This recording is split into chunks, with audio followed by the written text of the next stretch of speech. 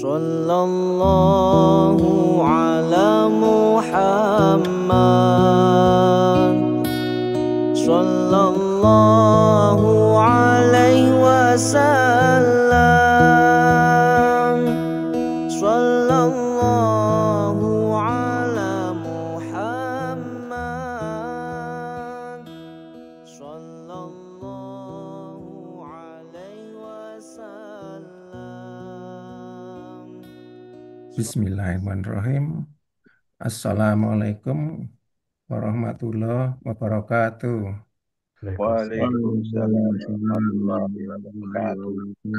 Bismillahirrahmanirrahim. Alhamdulillahirabbil alamin. Wassalatu wassalamu ala asrol amya wal mursalin wa ala alihi washabihi ajmain. A'udzu billahi minasyaitonir rajim. Bismillahirrahmanirrahim. Inna a'toina wal qasar fasolli robika wanhar inna sani'aka wal abtar. Amma ba'du. Bapak Ibu sekalian yang dirahmati Allah Subhanahu wa taala, yang pertama dan yang utama, kita tak henti-henti dan tidak jemunya untuk mengucapkan syukur alhamdulillah, di mana pada pagi hari ini kita diberi kesehatan, kenikmatan yang luar biasa, dan yang penting adalah nikmat iman. Terima kasih kepada Ustadz Profesor Ali Nurdin yang meluangkan waktu untuk pada kajian pagi hari ini, dan juga nanti kepada Mas Pram yang akan menyampaikan tilawah. Untuk lebih berkah dalam kajian pagi hari ini, mari sama-sama kita mengucapkan basmalah. Bismillahirrahmanirrahim. Sholawat dan salam tak lupa kita panjatkan kepada Nabi kita, tuntunan kita, Rasulullah SAW, dan juga mudah-mudahan kita sebagai umatnya mendapat syafaat di kelak kemudian di hari kiamat. Tidak berpanjang waktu, kita mulai saja acara kita pada hari ini. Dan pertama adalah pembacaan sari tilawah pada pagi hari ini yang akan disampaikan oleh rekan kita Mas Pramono yang akan membacakan Al-Quran Surat Al-Mu'minun ayat 111 sampai dengan 115. Monggo Mas Pramono. Baik, Pak Andri. Assalamualaikum warahmatullahi wabarakatuh. A'udzu billahi minasy syaithanir rajim. Bismillahirrahmanirrahim. Inni jazaituhumul yawma bima sabaru annahum humul faizun. Qala kam labistum fil ardi adada sinin. Qalu labisna yawman aw ba'da yawmin fas'alil adin. Qala illa bistum illa qalilan lahu annakum kuntum ta'lamun. Afahasibatum annama khalaqnakum abasa wa annakum ilaina la turja'un. Firman surat Al-Mu'minun. Sungguh pada hari ini aku memberi balasan kepada mereka karena kesabaran mereka. Sungguh mereka itulah orang-orang yang memperoleh kemenangan. Dia Allah berfirman, berapa tahunkah lamanya kamu tinggal di bumi? Mereka Eh? menjawab, kami tinggal di bumi sehari atau setengah hari. Maka tanyakanlah kepada mereka yang menghitung. Dia Allah berfirman, kamu tinggal di bumi hanya sebentar saja. Jika kamu benar-benar mengetahui, maka apakah kamu mengira bahwa kami menciptakan kamu main-main tanpa ada maksud dan bahwa kamu tidak akan dikembalikan kepada kami? Sadaqallahul azim. Wassalamualaikum warahmatullahi wabarakatuh. Terima kasih, Mas Pramono. Alhamdulillah, mudah-mudahan dengan bacaan tilawah tersebut bisa memberi manfaat bagi yang membaca tentu saja dan juga kita yang menyimak Amin. dan mendengarkan. Amin ya rabbal alamin. Amin. Amin. Tidak berpanjang kata, Bapak Ibu sekalian, eh, Pak Ustadz, ini perlu kami sampaikan, ini merupakan kajian online kami yang ke-252. Kami pada dasarnya ini merupakan banyak alumni SMA 3 Malang tahun 80 dan juga teman-teman dari SMP 3 Malang tahun 76. Dan juga Pak Ustadz merupakan dosen PTIK di Jakarta, teman-teman. Baik, pada pagi hari ini, terima kasih Pak Ustadz telah bisa hadir meluangkan waktu untuk pada kajian kita pagi hari ini akan menyampaikan materi tentang dahsyatnya kesabaran, bagaimana menciptakan kesabaran di diri kita. Eh, Monggo Pak Ustadz, kami persilakan untuk menjenengan. Bismillahirrahmanirrahim. Assalamualaikum warahmatullahi wabarakatuh. Waalaikumsalam warahmatullahi wabarakatuh. Alhamdulillah, assalatu wassalamu ala rasulillah wa ala alihi wa sahbihi wa mawalah, la hawla wa la quwata illa billah. Allahumma faqihna fid din wa alimna ta'wil amma ba'd.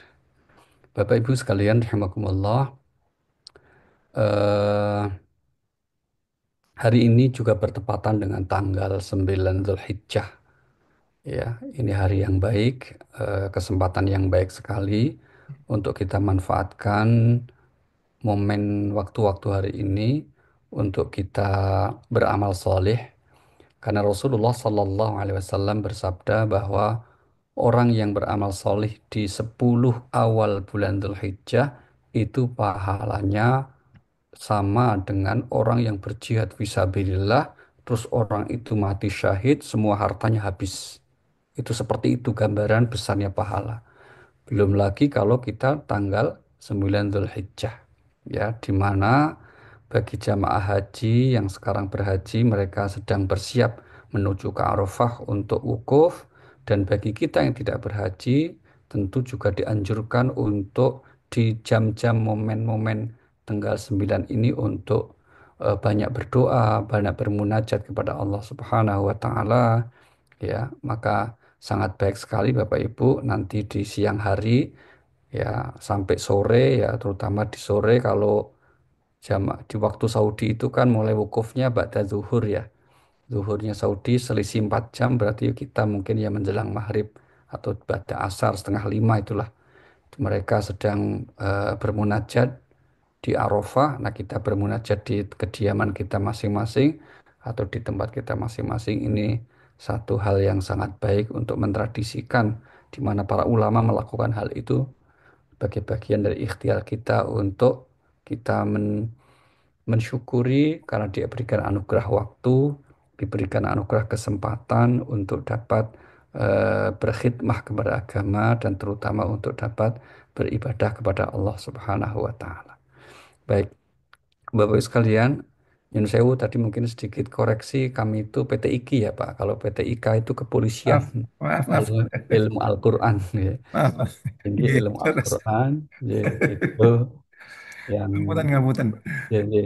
Rektornya sekarang itu Pak Menteri Agama Prof. Nasaruddin Umar, itu kami bantu beliau sebagai wakil rektor di PTIG. Jadi memang ini khusus kampus di Jakarta, tepatnya di Lebak Bulus, yang khusus untuk fokus di kajian ke Al-Qur'anan.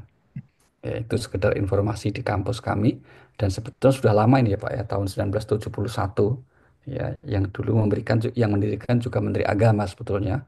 Cuma dalam perjalanan waktu Menteri Agama berikutnya tidak melanjutkan sehingga kemudian diambil alih oleh Yayasan Pendidikan Al-Quran yang waktu itu diketuai oleh Pak Ibnu Sutowo sebagai Direktur Utama Pertamina. Jadi kami itu bayi yang dilahirkan Kemenak ya, tapi kemudian dibesarkan oleh Pertamina. Kira-kira begitu sebetulnya ya. Baik, pagi ini nanti mohon perkenan Pak Endri mungkin kita bisa berselancar dengan ayat-ayat yang tadi juga bisa dibantu me, me- apa Siap. share ya gitu. Iya. Yang mungkin ada 3 poin atau 4 poin ini Bapak Ibu ya. Yang pertama tentang dahsyatnya sabar ini. Keutamaan sabar atau afdolnya orang sabar itu akan seperti apa? Nanti yang kedua tentang dalam hal apa kita disuruh bersabar. Dan yang ketiga dan bagaimana cara bersabar. Saya kira 3 poin itu yang mudah-mudahan pagi ini bisa menjadi bahan renungan sekaligus mungkin akan ada diskusi bersama. Mari kita mulai yang pertama keutamaan sabar di antaranya yang disebut di Al-Quran. Kita lihat tepatnya di surah 39 namanya surah Az-Zumar. Surah 39 surah Az-Zumar pada Iya. ayat yang ke-10 di mana Allah berfirman di ayat ini surah 39 ayat 10. Monggo kalau bisa dibantu di-share. Surah 39 ayat 10 Allah berfirman, "Qul ya ibadilladzina amanu taqu rabbakum lilladzina ahsanu fi hadhihi dunya hasanah wa ardullahi wasi'ah. Innama yuwaffas sabiruna ajrahum bighairi hisab." Monggo Pak dibantu terjemahannya. Terjemahan surat Az-Zumar ayat 10. Nggih. Katakanlah, wahai Muhammad, sah, wahai hamba-hambaku yang beriman, bertakwalah kepada Tuhanmu. Orang-orang yang berbuat baik di dunia ini akan memperoleh kebaikan. Bumi Allah itu luas. Sesungguhnya orang-orang yang bersabarlah yang disempurnakan pahalanya tanpa perhitungan. Iya, ini poin kita di penutup ayat ya Pak ya. Hanya orang yang bersabarlah yang disempurnakan pahalanya tanpa perhitungan atau tanpa batas. Jadi amal-amal kebaikan itu kan biasanya di apa? Disebutkan jumlah pahalanya. Contoh kalau kita sholat berjamaah di masjid akan 27 kali pahalanya. Kalau kita membaca Al-Quran, tilawah Al-Quran, satu huruf 10 sampai 50. Kalau kita berinfak sedekah itu 10 sampai 700. Kira-kira gitu. Nah, ini ada amal yang pahalanya saking banyaknya sehingga disebut dengan kalimat tanpa perhitungan. Besar sekali dan banyak sekali tanpa batas gitu ya. Maka ini nomor satu, pahala sabar itu tanpa batas. Maka pahala sabar tanpa batas, seyogianya sabarnya jangan dibatasi. Kalau ada orang bilang sabar ada batasnya, berarti kurang sabarnya gitu. Ada juga yang bilang habis sudah kesabaranku. Kalau habis kan bisa pinjam dulu. Nah, pinjam Pak Pramono tadi, pinjam Pak Henry itu kan banyak stok sabarnya itu. Nah, insya Allah tetap ada. Jadi tidak kurang tepat kalau dikatakan misalnya ungkapan seperti itu.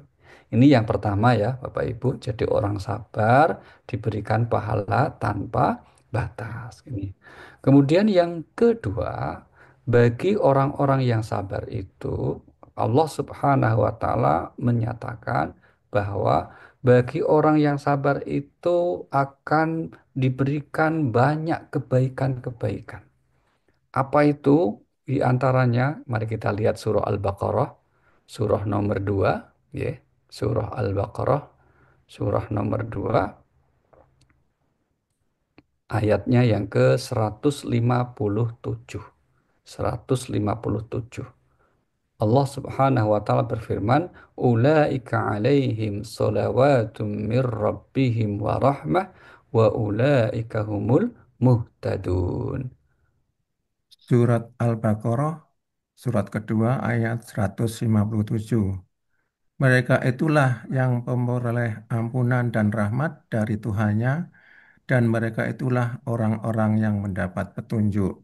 Ya, siapa yang dimaksud dengan kata mereka itu? Mereka itu kalau kita lihat konteks ayat atasannya, mereka orang yang sabar. Nah, gitu kan? Yaitu orang berikan kabar gembira kepada orang yang sabar. Siapa mereka? Orang yang bila tertimpa musibah mengucap Inna lillahi wa inna ilaihi raji'un. Maka mereka itulah yang memperoleh ampunan, rahmat, dan juga mendapat petunjuk. Jadi tiga ini Pak Ibu.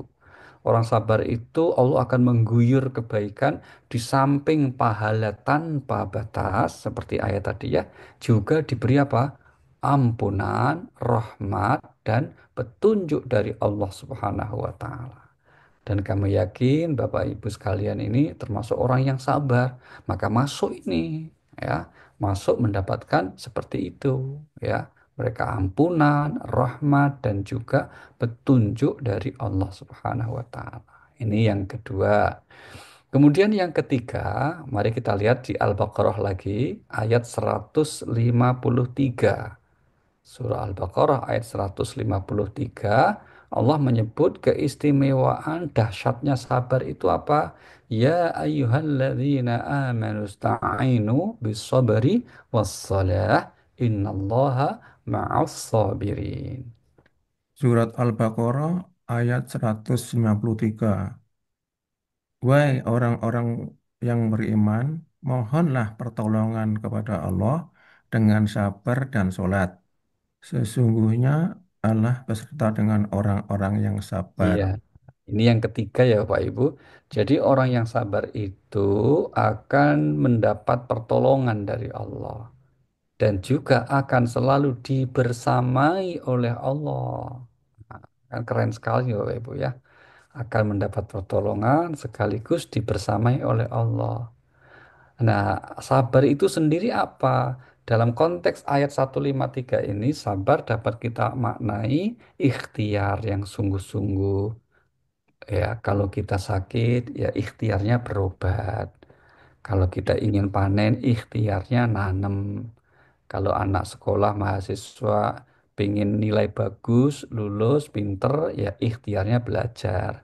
Itu yang disebutnya dengan kata sabar. Maka didahulukan ini Bapak Ibu. Mintalah pertolongan kepada Allah itu dengan syaratnya nomor satu apa? Kamu harus ikhtiar dengan penuh kesabaran. Baru lengkapi, sempurnakan dengan as-salah. Itu. Nah, yang menarik di ayat ini ketika Allah menutup ayatnya itu, sungguh Allah beserta orang yang sabar. Padahal kan syaratnya di depan dua ya Bapak Ibu. Harusnya bunyi ayatnya begini, sungguh Allah beserta orang yang sabar dan sholat. Nah, itu kan. Tapi Iya. ternyata yang dibersamai oleh Allah hanya sabar. Sholatnya nggak masuk di sini. Kira-kira apa hikmahnya firman Allah ini? Hikmahnya adalah sholat itu seyogianya bagi yang sudah mengerjakan, ya, itu sudah ada kesadaran merasa bersama Allah. Maka Allah tidak perlu menegaskan, kayak memang orang sholat itu sudah menghadap Allah. Ketika sholat kita mengucapkan iya karena wa iya karena nasta'in.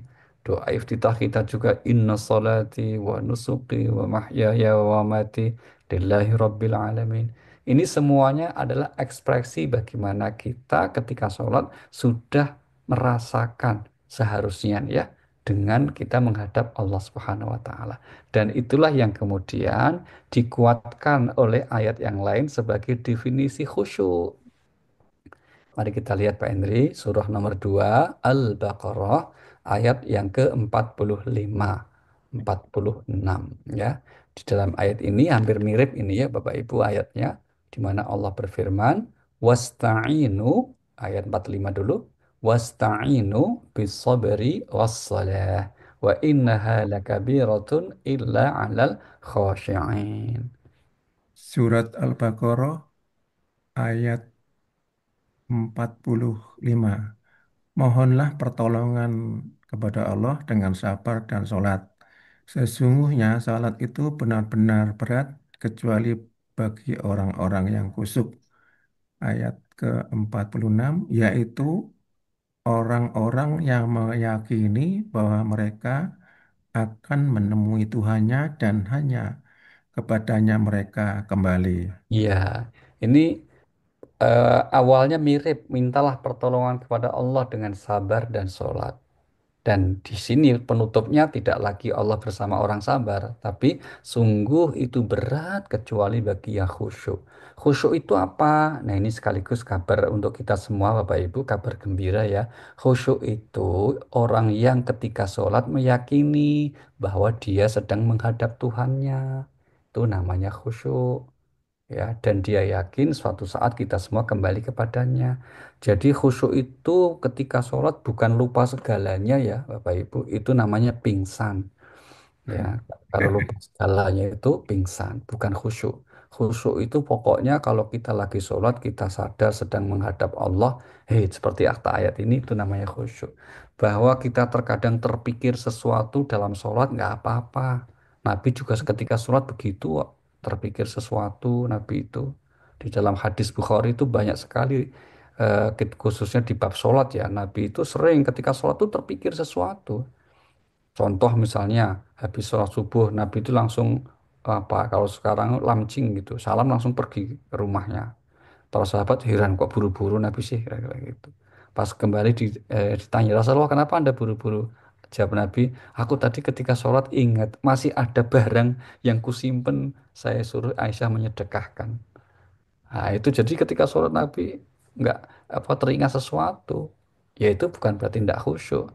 Sholat Nabi pasti khusyuk. Yang harus kita ubah definisi khusyuknya itu. Ya, jadi khusyuk bukan berarti kalau kita sholat lupa segalanya atau apa tidak boleh mikirkan sesuatu, bukan. Apalagi kalau imam mesti mikirnya banyak, mikir nanti ayatnya baca apa, nanti rekaat berapa, kan harus dipikir tuh Pak, sebagai imam kan. Nah, maka sekali lagi khusyuk itu is pokoknya sadar kita sedang sholat, ya sadar pokoknya yang kita pikirkan pun terkadang juga hal-hal yang karena sebetulnya itu bukan sesuatu yang kita mau terkadang hadir sendirinya begitu ya. Baik, ini poin pertama Bapak Ibu yaitu dahsyatnya sikap sabar, keistimewaannya dan poin berikut. Sekarang kita masuk yang ke B, dalam hal apa kita diperintah untuk bersabar. Nah, ayat yang menggunakan kata sabar di Al-Quran itu lebih dari 100 ayat ya Bapak Ibu. Dan kita tidak mungkin akan melihat semua ayatnya. Karena apa? Karena waktu kita terbatas sekali. Maka kita bikin pointersnya itu untuk mempermudah saja. Mari kita lihat beberapa contoh penekanan di mana Allah memerintahkan kita untuk sabar. Nomor satu apa? Allah menyuruh kita untuk sabar ketika tertimpa musibah. Nah, ini surah nomor 2 Al-Baqarah, Pak Henry. Surah 2 Al-Baqarah ayatnya yang ke 155. 155. وَلَنَبْلُوَنَّكُمْ بِشَيْءٍ مِّنَ الْخَوْفِ وَالْجُوعِ وَنَقْصٍ مِّنَ الْأَمْوَالِ وَالْأَنفُسِ وَالثَّمَرَاتِ وَبَشِّرِ الصَّابِرِينَ. Surat Al-Baqarah ayat 155. Kami pasti akan mengujimu dengan sakit, maaf, kami pasti akan mengujimu dengan sedikit ketakutan dan kelaparan, kekurangan harta, jiwa, dan buah-buahan. Sampaikanlah, wahai Nabi Muhammad, kabar gembira kepada orang-orang yang sabar. Yaitu, lanjut aja Pak, 156-nya. 156 yaitu orang-orang yang apabila ditimpa musibah mereka mengucapkan innalillahi wa inna ilaihi roji'un. Sesungguhnya kami adalah milik Allah dan sesungguhnya hanya kepadanya kami akan kembali. Ya, ini ya Bapak Ibu yang pertama Allah memerintahkan sabar ketika kita mendapat musibah. Contoh musibah itu apa? Nah ini atasnya tadi sedikit ketakutan, kekurangan harta, kekurangan jiwa, maksudnya kelaparan, kekurangan jiwa itu kematian ya. Kematian itu musibah bagi yang ditinggal, bukan bagi yang meninggal. Kalau kita semua nanti satu saat kita meninggal, bagi kita yang meninggal, dan kita insya Allah membawa iman Islam kita, maka itu bukan musibah, malah anugerah. Kenapa? Berarti kita diberikan husnul khotimah. Tuh, orang husnul khotimah itu meninggal berarti anugerah, karena memang itu saat yang ditunggu-tunggu untuk nantinya bertemu dengan Allah Subhanahu wa taala. Nah, perintah di akhir ayat 155 dengan kalimat kabar gembira atau berikan kabar gembira. Ini mengabarkan agar kita mau bersabar. Berarti Allah memotivasi manusia, khususnya orang beriman, untuk sabar ketika mendapat musibah. Karena apa? Karena kamu akan diberi kegembiraan oleh Allah. Diberi busyra, bisyarah, sesuatu yang menggembirakan.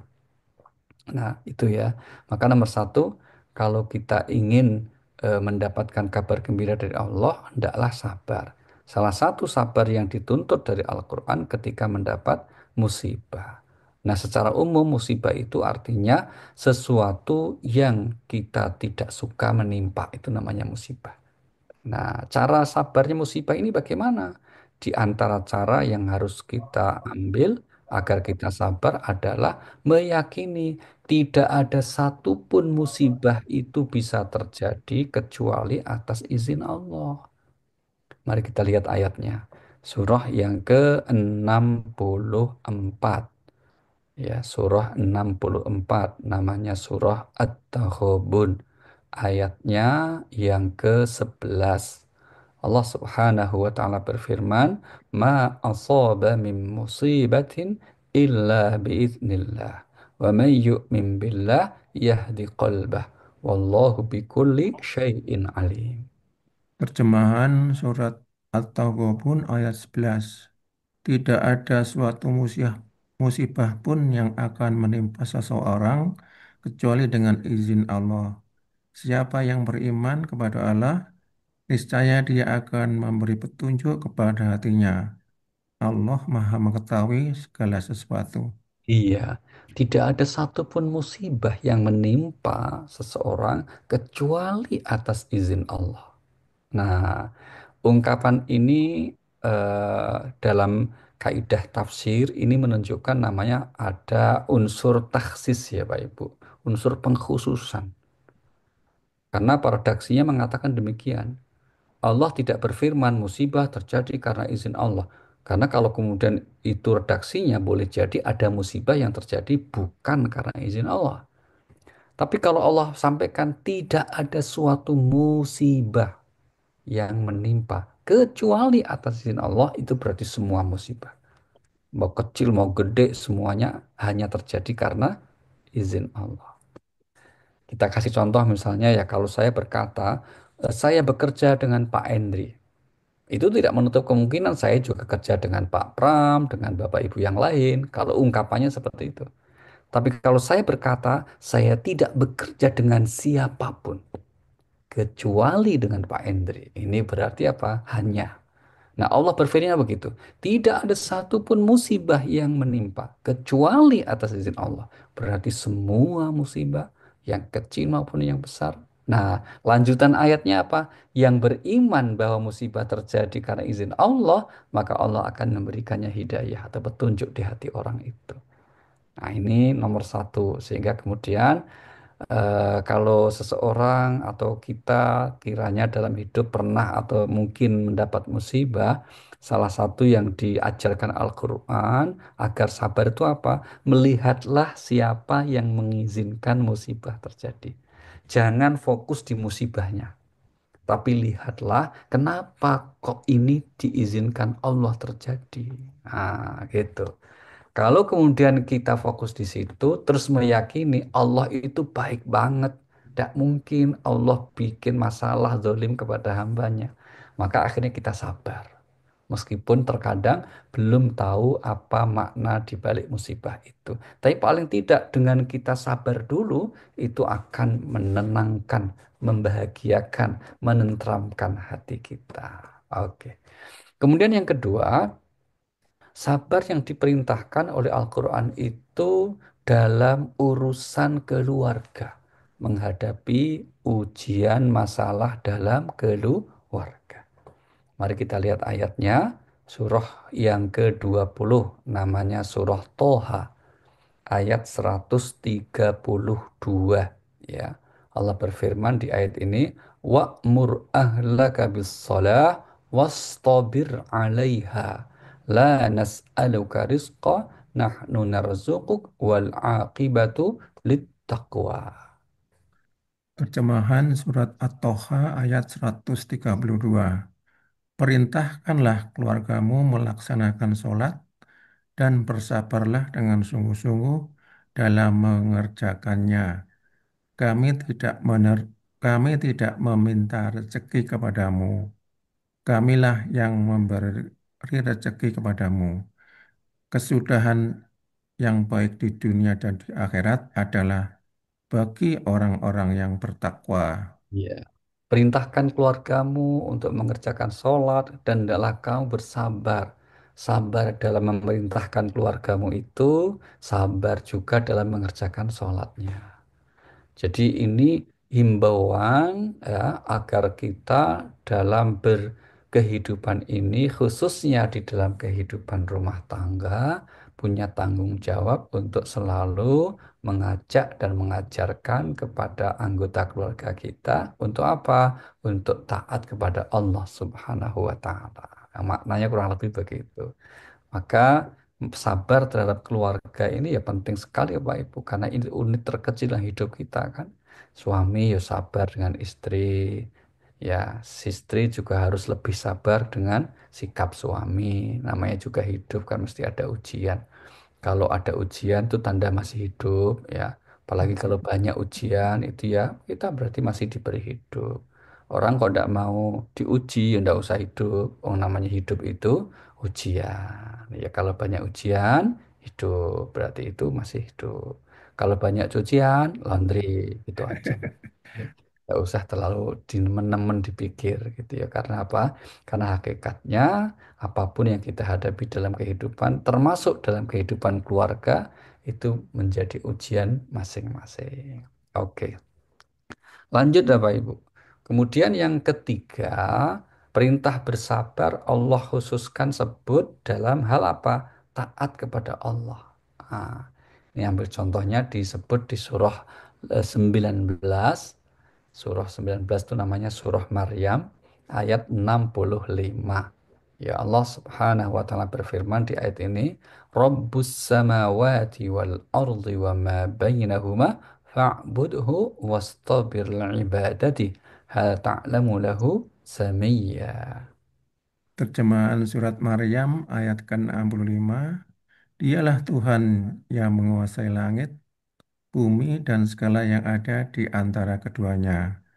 Maka sembahlah Dia dan berteguh hatilah dalam beribadah kepadanya. Apakah engkau mengetahui sesuatu yang sama dengannya? Iya. Kata kunci kita wastobir ibadati, bersabarlah. Atau yang di sini diterjemahkan dengan berteguh hatilah. Itu maksudnya bersabar ya Ibu. Dalam beribadah kepadanya, dalam menaati perintah Allah, maka itu harus sabar. Kenapa? Karena nafsu kita, nafsu manusia itu umumnya nggak mau diajak taat, ya. Maka kemudian kita harus bersabar dalam mengajak diri ini untuk taat kepada Allah Subhanahu wa Ta'ala. Satu lagi, sabar itu diperintahkan dalam agama khususnya apa? Dalam hal menjauhi larangan. Ini disebutkannya di dalam hadis Nabi ya Bapak Ibu, di mana Nabi bersabda, yang kularang jauhi, yang kuperintah kerjakan semampumu. Nah, ini menarik ini. Karena Nabi tidak bersabda, yang bersabdanya dengan yang kularang jauhi semampumu enggak. Maka dalam hidup ini sebetulnya prioritas utama kita itu usahakan yang penting menjauhi larangan. Untuk perintah ya kerjakan semampu aja. Karena kalau fokusnya di mengerjakan perintah tidak menjauhi larangan malah masalah. Ya, maka orang itu kalau sudah bisa menjauh, nah dalam rangka menjauhi larangan itu boleh jadi ya mengerjakan hal-hal yang mubah. Contoh masalah kita misalnya ya di rumah istirahat atau ya beraktivitas di rumah saja nggak neko-neko. Meskipun nggak ibadah di rumah itu sebetulnya sudah berpahala Pak Ibu. Karena sebetulnya berarti kita sedang meninggalkan perbuatan dosa. Ya, maka orang tidur pun berpahala. Niatnya apa? Tarkul maksiyah, meninggalkan maksiat, perbuatan dosa. Maka tidur menjadi bernilai ibadah. Begitu ya. Baik. Kemudian poin yang ketiga, tadi sudah ya. Yang pertama tentang keutamaan sabar, yang kedua tentang dalam hal apa kita bersabar, yang ketiga tentang bagaimana cara bersabar. Nah, di Al-Quran kita mendapati beberapa petunjuk cara bersabar. Yang pertama adalah dengan meyakini atau husnuzon kepada Allah. Ini ayatnya kita lihat di surah 18. Surah 18 namanya surah Al-Kahfi, ayatnya yang ke-68 ya. Ayat 68. Allah Subhanahu wa taala berfirman, "Wa kaifa tasbiru ala ma lam tuhit bihi khubra." Terjemahan surat Al-Kahfi ayat ke-68. Bagaimana engkau akan sanggup bersabar atas sesuatu yang engkau belum mempunyai pengetahuan yang cukup tentangnya? Iya, ungkapan ini adalah ucapan Nabi Khidir ya, Bapak Ibu, kepada Nabi Musa, di mana Musa itu ngotot pengen jadi muridnya, tapi kemudian Nabi Khidir nggak mau terima itu. Jadi nggak, saya nggak mau. Kenapa nggak mau itu? Karena kamu nggak akan sabar. Saya mau sabar, kira-kira gitu. Ngotot lah, ngeyel Musa itu. Kemudian lagi itu dikatakan, bagaimana mungkin kamu sabar? Kamu itu belum punya pengetahuan tentang apa yang terjadi nanti, apa yang akan pelajaran aku sampaikan. Berarti apa? Kalau pengen sabar, kita harus berhusnuzon kepada Allah. Di balik yang terjadi itu pasti ada maksud baiknya. Nah, kalau di cerita ini kan akhirnya betul terbukti Nabi Musa nggak sabar. Ketika Khidir merusak kapal, proteslah dia. Ketika dia Khidir membunuh anak kecil, proteslah dia, dan seterusnya. Padahal itu semua dilakukan atas perintah Allah dan ada maksud baiknya. Maka sekali lagi, agar kita diberi anugerah kesabaran, yang pertama apa? Kita husnuzon kepada Allah Subhanahu wa Ta'ala. Kemudian yang kedua, agar kita dianugerahi kesabaran, maka hendaklah kita bersama dengan orang-orang yang benar. Ini yang dilihat misalnya di surah yang ke-9, surah At-Taubah, ayat yang ke-119. Di mana Allah berfirman, "Ya ayyuhalladzina amanu taqullah wa kunu ma'as shadiqin."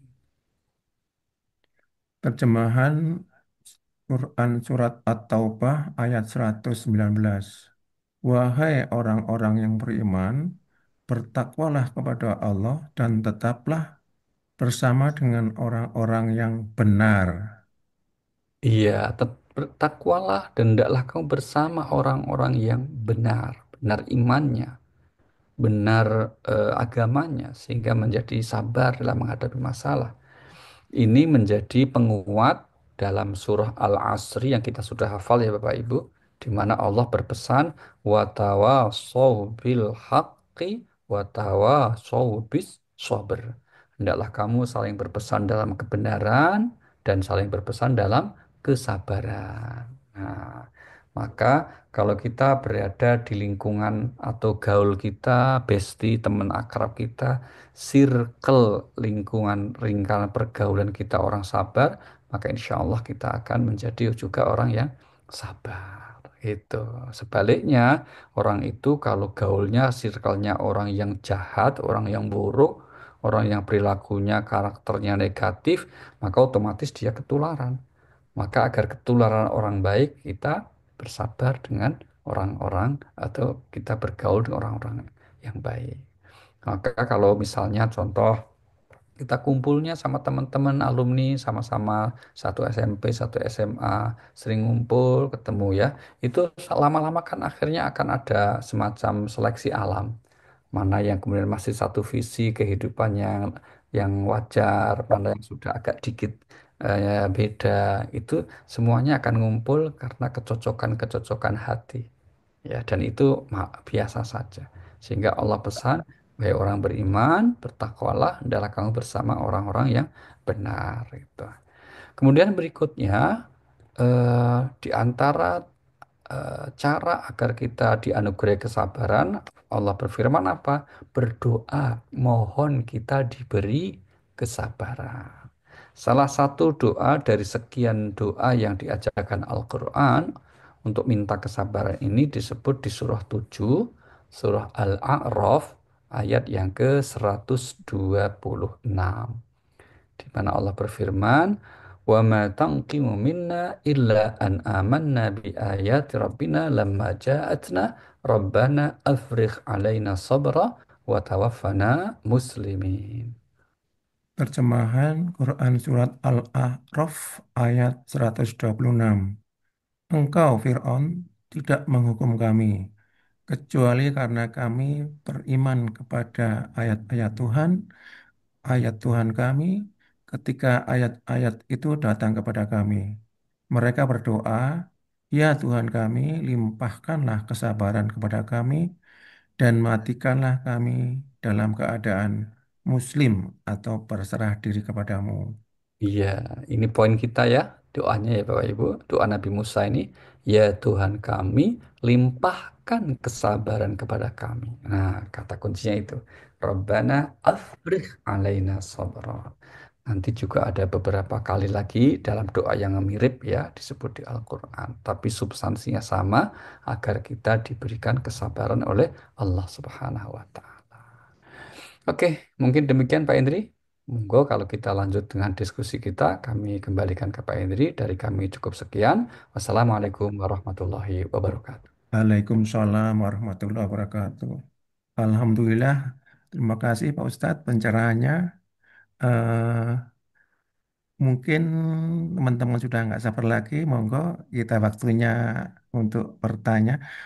Amputan Pak Ustadz, Siap. Bapak ada waktu berapa sampai jam berapa Pak Ustadz? Jadi kita secukupnya. Pokoknya ini kan waktu yang baik ya. Monggo mau Siap, di sampai siap. 6.10, 6 seperempat. Ya. Iya, Siap. siap.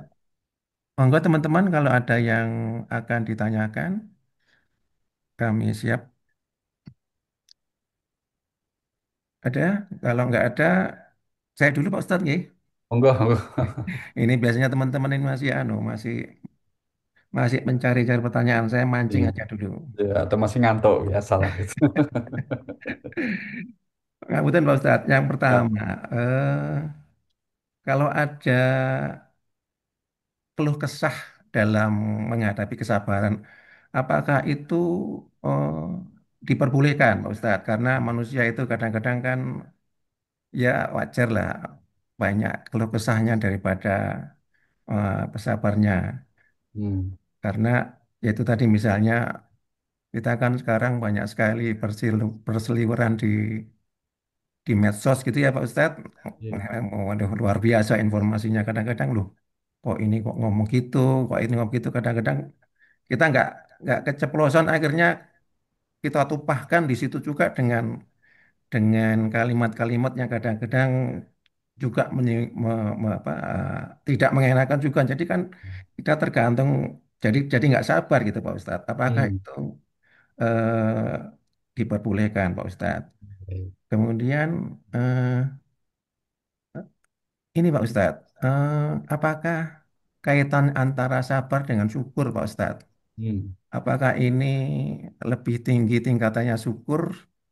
Apakah lebih tinggi daripada sabar gitu Pak Baik, Ustadz? baik. Mungkin Iya. itu Pak Ustadz. Baik, makasih Pak Hendri. Yang pertama, mengeluh ya, bukan melenguh ya Pak. Ini beda. Kalau melenguh itu tapi ya, mengeluh itu kalau pada tempatnya maka itu boleh. Mengeluh pada tempatnya itu boleh, bahkan bagus sih Pak ya. Terutama apa? Satu, mengeluh kepada Allah dalam ibadah. Contoh di Al-Quran itu ada Nabi itu ngeluh banget sama Allah itu karena sudah nggak kuat menghadapi masalah itu. Misalnya di surah 12 namanya surah Yusuf itu, Pak. Surah Yusuf itu ayatnya yang ke-86. Ini berisi keluh kesah Nabi Yakub alaihissalam kepada Allah Subhanahu wa taala karena merasakan beratnya ujian hidup. tapi mengeluhnya kepada Allah. Apa itu keluhannya? Innama ashku bathi wa husni illallah. Aku adukan duka deritaku, kesulitanku, masalahku kepada Allah. Monggo Pak, dilengkapi Pak. Terjemahan Quran Surat Yusuf ayat ke-86. Dia Yakub menjawab, hanya kepada Allah aku mengadukan kesusahan dan kesedihanku. Aku mengetahui dari Allah apa yang tidak kamu Nah, ketahui. kata kunci kita itu, aku hanya kepada Allah aku mengadukan kesusahan dan kesedihanku. Jadi mengeluh yang seperti ini dibolehkan ya Pak ya. Apalagi kalau kita misalnya sedang merasa punya beban hidup penat gitu, akhirnya kita tahajud ya, terus ngeluh ya Allah, kuatkan ya Allah. Nyun pangapunten ya Allah, saya sepertinya mungkin tanpa pertolonganmu tidak bisa menghadapi ini. Nah, itu keluhan-keluhan gitu boleh itu Pak kepada Allah, malah bagus ya. Juga mengeluh kepada sesama itu boleh. Kalau sesama mengeluhannya itu adalah kepada pihak yang kita anggap bisa membantu. Contoh kalau kita sakit ngeluh ke dokter ya boleh tuh Pak. Dokter nanya, apa Pak keluhannya? Maaf dok, saya nggak mau ngeluh. Kalau kan malah aneh kan gitu. Namanya sakit ya ngeluh saja, nggak apa-apa. Supaya nanti dokternya bisa memberi solusi yang bagus gitu. Jadi termasuk kalau kita misalnya sedang punya masalah, ngeluh kepada ahlinya. Misalnya kepada orang tua atau sesepuh, bini sepuh yang kita anggap bijaksana, atau mengeluh kepada seorang ustadz atau kiai atau ulama yang harapannya mendapat petuah atau saran yang baik, maka hal itu boleh. Nah, yang tidak boleh, nah tadi Pak Henry, ngeluh di status, di medsos gitu loh. Ya, atau di grup teman-teman, ngeluh aja kira-kira gitu. Nah, itu nggak bagus, nggak boleh. Kalau itu keluhannya kepada makhluk atau kepada yang nggak jelas kepada siapa ditujukan, hanya bentuk semacam keluh kesah dirinya gitu ya, itu namanya tanda kurang ridho dengan ketetapan Allah. Tanda kurang berkenan dengan aturan ketetapan Allah Subhanahu wa taala. Yang seperti itu tidak diperbolehkan dalam agama. Karena hakikatnya semua terjadi karena ketetapan Allah dan itu pasti kebaikannya. Nah, kemudian yang kedua, kaitan sabar dan syukur. Ini sebetulnya ibarat dua sisi mata uang atau dua sayap dalam ibarat burung ya Pak ya. Tidak boleh kemudian hanya satu. Ya, kalau mana yang lebih bagus, sabar atau syukur? Ya ini dua-duanya bagus Pak. Tinggi mana? Tinggi ya tergantung kemudian penilaiannya nanti Allah. Tapi secara umum keduanya ini harus kita miliki ya. Karena Rasulullah mengatakan demikian, Pak. Ajab tu amrul mukminin. Saya sungguh kagum terhadap orang mukmin. Semuanya baik, orang mukmin itu dapat musibah ya dia sabar. Akhirnya baik. Dapat anugerah dia syukur, ya akhirnya baik juga. Nah, tapi kalau mau dipersempit kira-kira ini meskipun derajatnya sama, tapi milihnya kita kalau bisa mana yang lebih bagus nih, Pak? Sabar, miskin sabar atau kaya syukur. Nah, kan kita pengennya kaya syukur toh. Iya, Tapi ya kemudian kita nggak bisa milih karena nggak bisa milih ujian hidup. Yang kita bisa pilih sikap kita menghadapi ujian. Ya, pengennya sih kita diuji itu yang enak-enak terus toh, yang menyenangkan terus.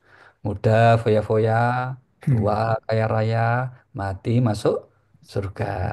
Pengennya gitu ya Pak ya. Tapi kan bukan surga mbahmu gitu. Bukan punya nenek kita. Maka ya ujian kadang silih berganti, ada kesusahan, ada kesenangan, ada kesusahan. Nah, di saat ujian itu berupa kesusahan, maka sabar bagus. Di saat kita diberi anugerah, tetap bersyukur, itu juga sama bagusnya. Insya Allah. Turun Pak Andri. iya. Jadi sabar itu pasti akan menyelesaikan masalah ya, Pak Ustadz Oh ya? pasti Pak. Iya, iya. Nggih, Masih bukan hanya yakin ya? menyelesaikan masalah, nggih, tapi itu sudah menenteramkan dulu. Iya, iya. Meskipun masalah belum selesai, itu dengan sabar itu kita sudah 50% selesai dan kita tenang, bahagia. Gitu. Ingatan ya. Iya, iya, iya. Baik, mungkin ada teman-teman yang akan curhat tentang kesabaran. Monggo, saya silakan.